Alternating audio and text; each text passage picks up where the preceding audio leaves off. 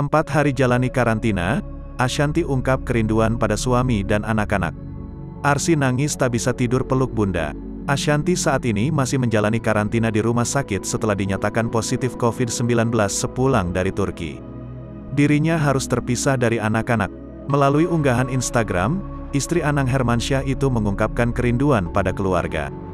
Tampak foto Arsy yang menangis saat video call. Udah 3 hari nggak bisa bobo karena nggak dipeluk bunda.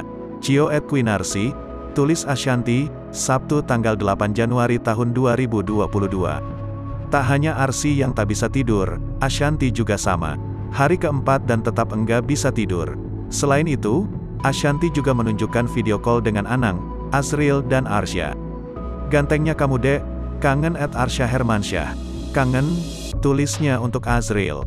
Ashanti ingin segera sembuh dan bisa berkumpul lagi bersama keluarga. Pelukan sama suami dan anak-anak yang lama terus yang lain belum kepikiran sih, ungkapnya. Setelah 4 hari menjalani karantina, Ashanti belum tahu kapan akan menjalani tes PCR lagi. Belum tahu, soalnya katanya percuma PCR lagi tetap yang dipegang yang dari bandara. Jadi mending nanti hari kelima baru PCR lagi siapa tahu udah negatif. Ashanti membeberkan gelaja yang dirasakan. Ibunda Aurel Hermansyah itu tidak mengalami gejala berat dan masih bisa beraktivitas. Namun karena mengidap autoimun sehingga harus dicek setiap hari.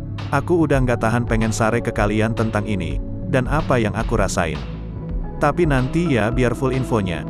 Takut salah infokan bahaya. Kalau intinya yang aku rasain aku baik-baik aja makanya bisa main HP, bisa baca buku, ibadah del.